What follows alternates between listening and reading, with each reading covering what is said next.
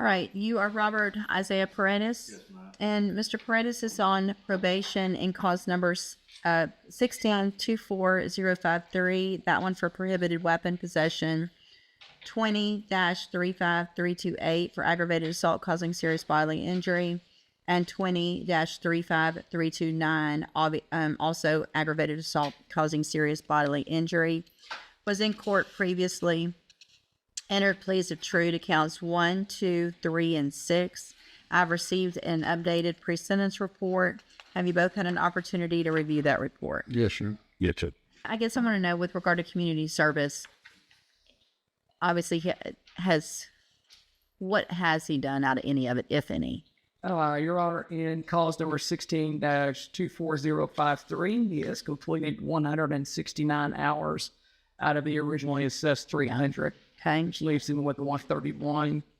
He last performed community service on April 4th of this year. He worked with our work crew at the Beaumont office.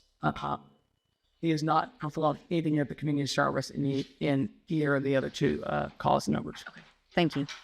Mr. Kimler? Should the community service be in all three other cases? In other words, the community service that he's done in one case should transfer and be credited against community service. Correct. It is, yes, you're correct. So he would have 169 hours at each of the three cases. Yes. Correct. Is that right? Yes. And is that so, even though he was already on probation on one, and then we gave him probation on two after that? It is typically how we do that, Your Honor. We typically will give them credit for community supervision on any of the cases they're doing for us, regardless of when they turn supervision. Community service. Yes. Yeah. Yes. I appreciate John. Yeah. How long have you supervised in this patent? So I'm a supervisor in our department. I've seen Mr. Fred is on numerous occasions for administrative hearings, case staffings, and when I held down a caseload with the in-between officers. Because you have some familiarity with it. I do, yes, sir. And during the times that you supervised as the Raquel, has he maintained proper demeanor with him? Yes, sir. Yes, sir. Equal on those things? That is correct, yes, sir. And should he be continuing on probation, you would not be the supervising officer. That would be someone else. That is correct. I would not be supervising him. Well, let's say, I suppose you acted as a supervising officer at some point here. So, That is correct, yes, sir. Assuming, let's just speak hypothetically, if you were a supervising officer again, would there be anything about Mr. Paradis that would cause concern that to do to supervise him as far as his manner and decorum or attitude for the probation department personnel? Hypothetically, no, not in those items. Who was his supervising officer? His supervising officer was Alexander Ariani. This Ariana went out on maternity leave as he collected to stay home with the child. And so we since filled that vacancy with a new officer. But she was the one that was, I guess, directly supervised. That is correct, yes, sir. You got access to her records, is that right? I do, yes, sir. Is there any indications in there about you talking to adult control, easy, and that nature? No, sir, yes, no.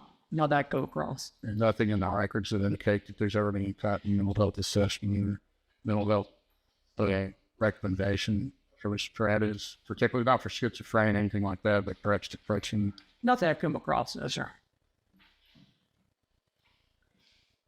That's what it is. No further. Okay. So, Mr. Paredes, it shows here in this updated pre-sentence report that one of the things you told Mr. Patton was that you had been on probation since you were 18 and you just couldn't do it anymore. Yes. Yes. That's true. And then you said, I'll take it, Safe P. I feel like prison's going to make me worse and blah, blah, blah, but I feel Safe P's the best thing for you. So tell me what you're asking for and tell me why.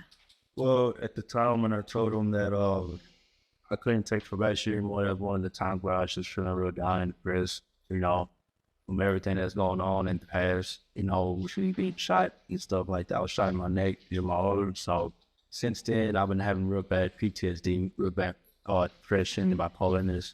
So, there's some days where I'm good, some days I'm not. Some days I wake up on the wrong part of the bed from having nightmares. And some days I'm just as happy as I can be. So from that point on, at this point, I know since being in jail now, this isn't what I want because it's just hurting my family, it hurts my daughter, and being around people that's on me, being around murderers and rapists, aggravated robbery and all that. It's just bad environment for me, and it puts me in a bad mood. It almost puts me, in a bad mindset, I guess you can say. And I did speak with the counselor. I said they assigned me for probation, and I did tell her those things, and I did recommend date and make some more. But I never went just because I felt like it was I felt kind of low, I was thinking I would go to MH and more, Stigmatized. Yes, sir. Oh, sir. Yes, sir. So, at this point, I don't want to go to jail or the prison.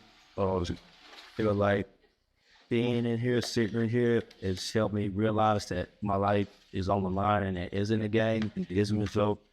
And but I need help mentally.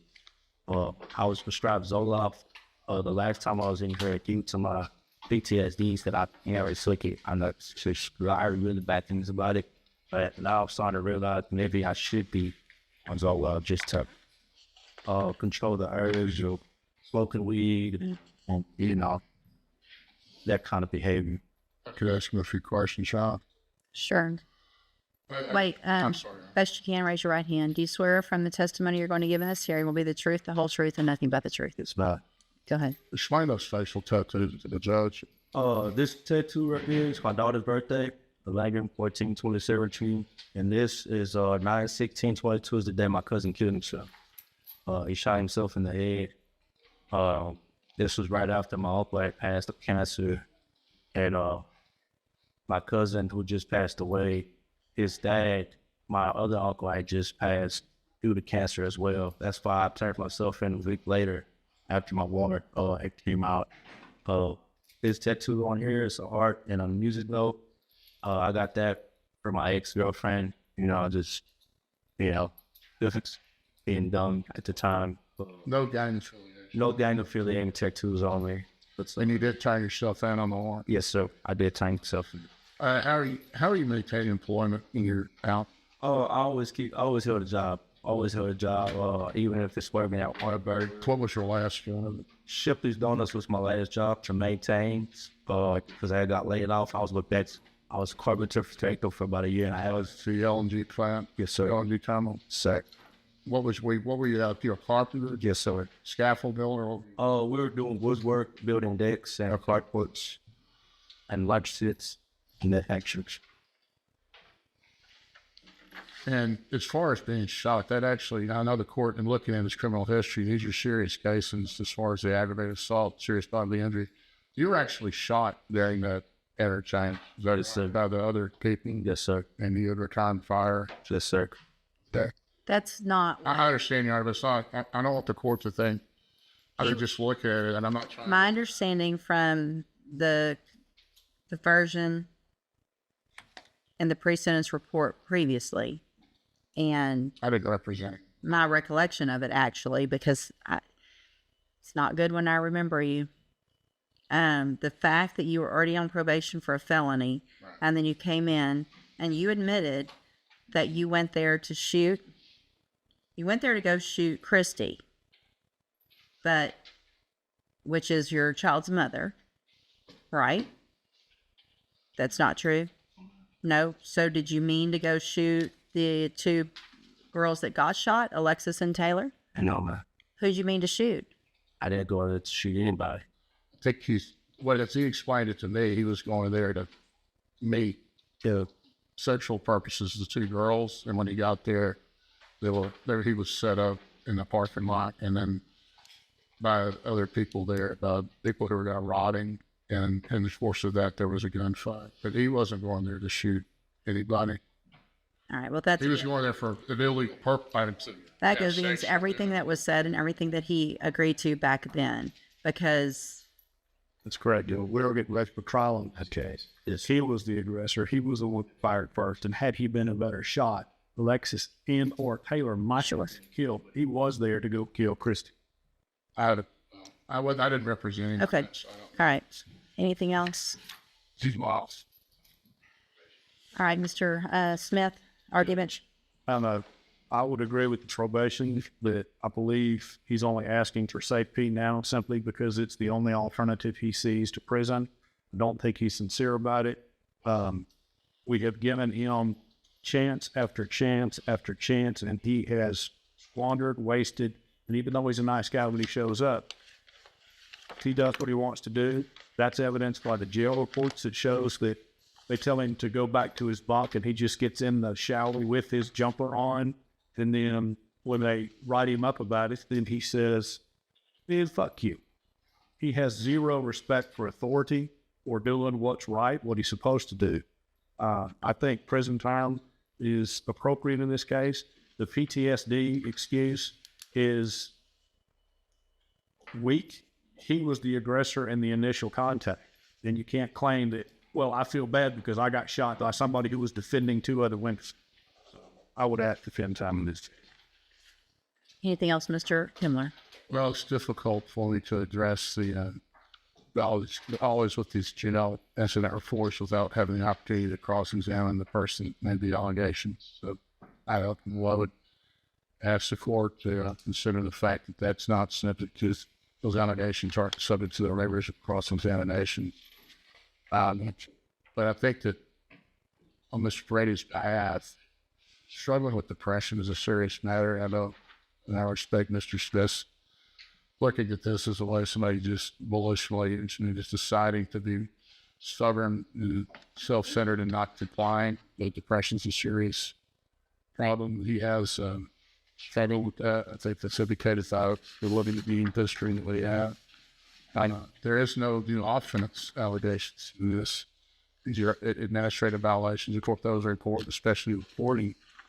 But because of the seriousness of these cases, I would ask the court to give him at least one more chance with the aid of mental health, maybe safety, but also as a follow-up if he gets out to follow up with spindle talk to address not only any substance abuse problems, but the underlying mental health issues that may contribute to the substance abuse and this disability is why I think this to continue on probation. All right. Thank you, Mr. Kimler. So, Mr. Paredes, the thing is you've been given exactly what Mr. Kimler is asking for. You've already been given that. You said it yourself. They recommended spindle top. They recommended medications. You made conscious decisions not to follow through with what they knew was best for you, which is part of your probation. Everything that they say you should do is a court order. The fact that you are on a probation from for possession of a prohibited weapon, like you said, from back when you were 18 years old, put you on a probation, 10-year deferred for that, November of 2016. Then we're back here. You're put on probation for 10 deferred on 2 aggravated assault causing serious bodily injuries in March of 2022 for shooting 2 girls. And you got shot in self-defense. And it appears that there's no real reason for me not to believe that that's how it happened for a number of reasons. No one else was charged with aggravated assault for shooting you. All the police reports, everything that went through in those pre-sentence reports previously that I have copies of, all makes it appear to be true that you went there to shoot either Christy and or whoever else. And luckily were not a good shot. One of the girls got shot 3 times and survived it. And for you to say you have PTSD from getting shot, I can't imagine what she has. I feel like you've been given every opportunity. And when I look back on some of these times where I give chances like I gave you, it's very frustrating and a little embarrassing because it looks like I was not really thinking clearly then. I understand that these are drug allegations. You've been given opportunities to get help. I mean, you've been on probation since 2016 with every opportunity possible. So at this time, in cause number 16-24053, I'm going to, also based on the evidence presented today, I am going to find count 5 true. So that makes you pled true to counts 1, 2, 3, and 6. I'm finding count 5 true based on that evidence in each of the cases. Find sufficient evidence in that case to find you guilty, and at this time find you guilty of possession of a prohibited weapon. sentence you to a term of 7 years in the institutional division of the Texas Department of Corrections. You will receive credit on that sentence for any time that you've been in custody that the law gives you the right to receive. In cause number 20-35329, also find counts 1, 2, 3, and 6 that you pled true to those freely and voluntarily. Find them true. Also find count 5 true. Find sufficient evidence to find you guilty, and at this time find you guilty of aggravated assault causing serious bodily injury. Sentence you to a term of 12 years in the institutional division of the Texas Department of Corrections. You will also receive credit on that sentence for any time that you've been in custody that the law gives you the right to receive. There will be an affirmative finding of a deadly weapon in that case. In cause number 20-35328, again, find that you pled true to counts 1, 2, 3, and 6 freely and voluntarily. Find those counts true. Make a finding of count 5 true. Find sufficient evidence to find you guilty, and at this time find you guilty of aggravated assault causing serious bodily injury. Sentence you to a term of 12 years in the institutional division of the Texas Department of Corrections. You will receive credit on that sentence for any time that you've been in custody that the law gives you the right to receive. There will also be an affirmative finding of a deadly weapon in that case. All 3 of these will run concurrently, which means together at the same time. I am going to hand you trial court certification. These were not agreements. You do have some rights to appeal. You can talk to Mr. Kimler about that. I need you both to sign and fill out the bottom, and you'll get a copy. And that right there is the moment everything comes crashing down for Robert Isaiah Paradis.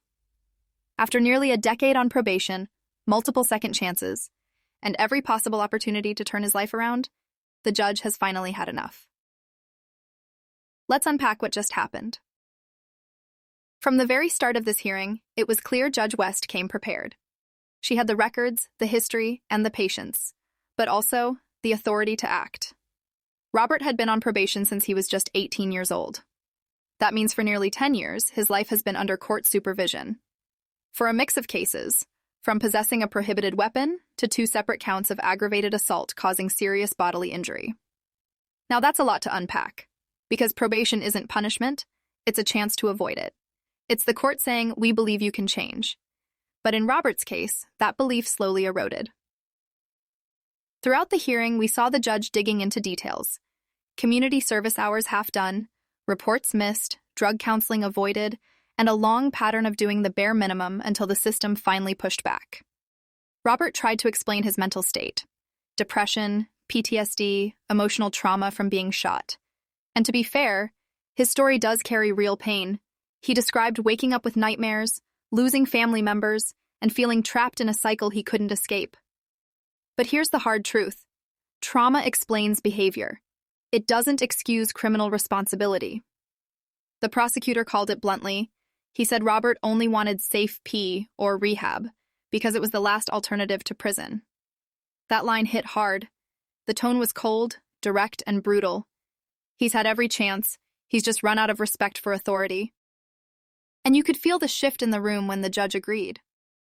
What stood out most here was when Judge West reflected on her own past decisions. She actually Ally admitted it was embarrassing to look back at how many chances she had already given. That's rare in court. Judges rarely express that kind of personal frustration on record. But she did, because this wasn't just about one man's mistakes. It was about accountability after years of trying to rehabilitate someone who simply wouldn't change. Then came the hammer. 7 years for possession of a prohibited weapon. 12 years for each aggravated assault with deadly weapon findings, to be served concurrently, meaning all at the same time.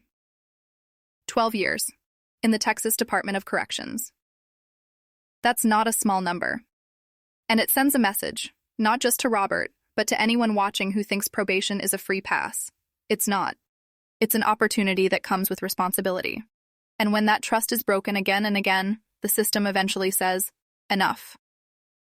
Still, you can't ignore the emotional weight here. Robert talked about being shot, about losing family to suicide and cancer, about trying to find meaning in the chaos. There's tragedy in that. But when those tragedies lead to more destruction instead of healing, the law has to step in. The real heartbreak? He admitted he didn't take his prescribed medication. He ignored therapy recommendations. And by his own words, he realized too late, sitting in that jail cell, that life behind bars isn't what he wanted. That kind of self-awareness, when it comes after the sentencing, hits like a gut punch. So what's the takeaway from all this? For one, mental health is real.